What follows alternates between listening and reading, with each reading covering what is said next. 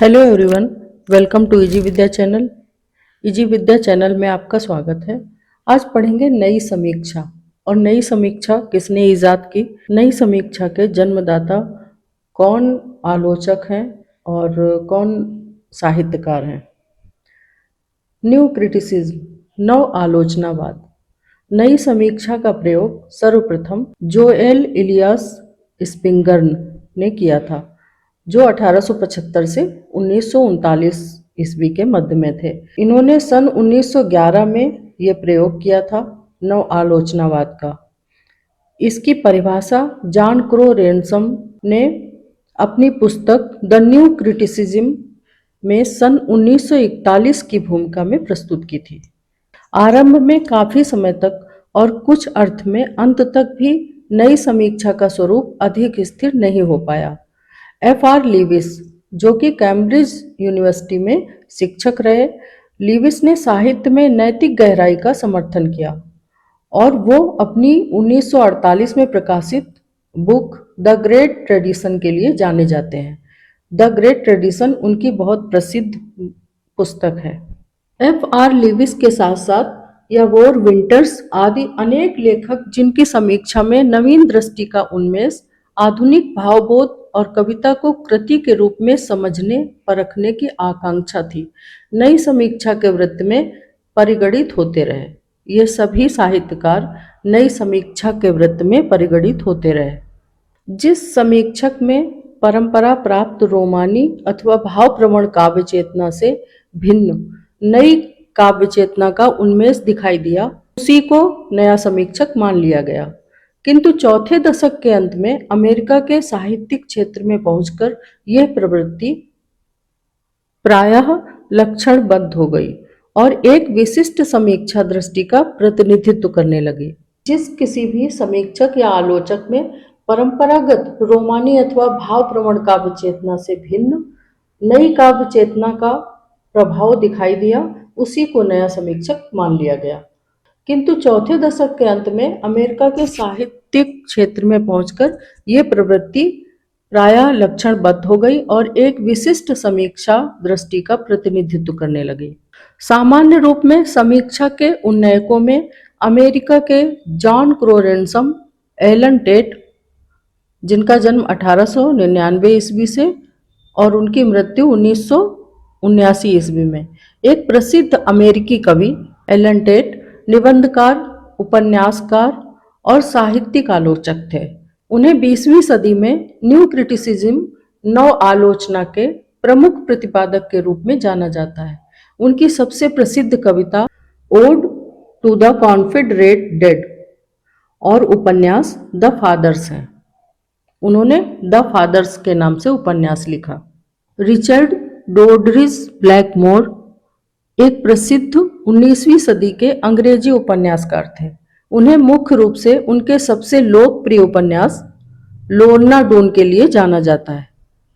दूसरे साहित्यकार हैं रॉबर्ट पेन वॉरेन। इनका जन्म 1905 और मृत्यु 1989 ईस्वी में हुई थी। अमेरिकी उपन्यासकार, कवि, साहित्यिक आलोचक थे ये। इन्होंने फिक्शन और पोएट्री दोनों श्रेणियों में पुलित्जर पुरस्कार प्राप्त किया है। इन्होंने उपन्यास और कविता दोनों श्रेणियों में पुलित्जर पुरस्कार प्राप्त किया। एक और न्यू समीक्षा के साहित्यकार हैं क्लिंथ ब्रूक्स। इनका जन्म 16 अक्टूबर 1906 ईस्वी में हुआ था और मृत्यु 10 मई 1994 ईस्वी में। एक अमेरिकी साहित्यिक आलोचक और प्रोफेसर थे ये, जो अपनी रचनाओं the well what earn studies in the structure of poetry और दूसरी रचना है modern poetry and the tradition के लिए जाने जाते हैं। इनकी ये दो प्रसिद्ध रचनाएं हैं। इंग्लैंड के सर विलियम एम्सन, 1906 ईस्वी में इनका जन्म हुआ और 1984 ईस्वी में इनकी मृत्यु हुई। एक प्रसिद्ध ब्रिटिश कवि और साहित्यिक आलोचक थे।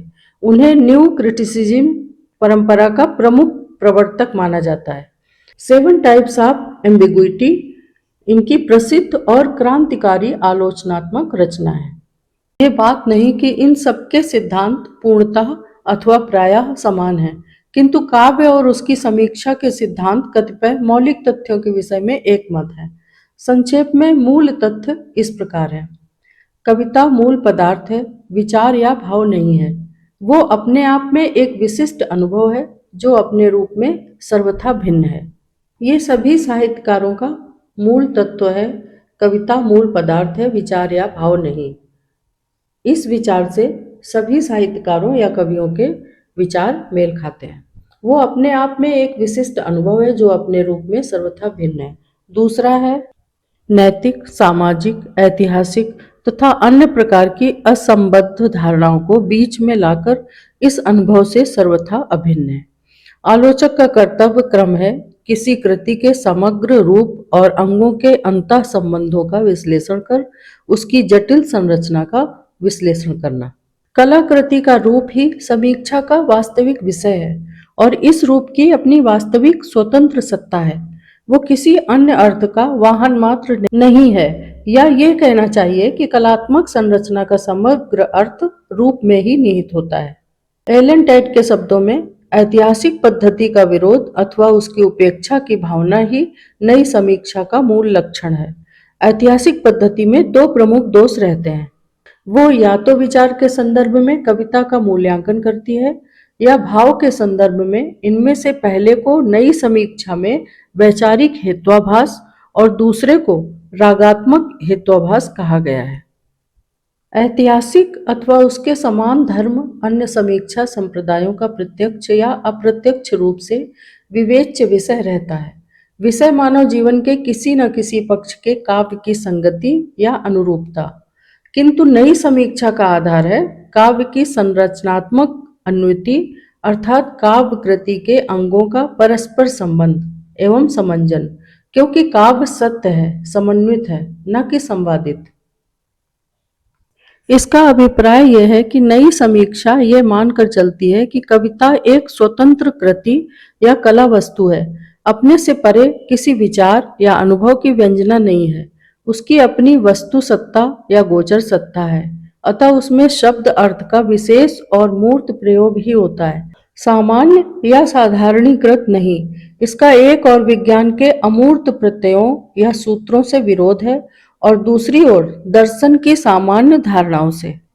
आई होप नई समीक्षा का ये वीडियो आपको पसंद आया होगा। Please subscribe easy Vidya channel, like videos, comments below, notification का बटन जरूर ऑन कर लीजिए जिससे हमारे नोटिफिकेशन आप तक पहुंचते रहें।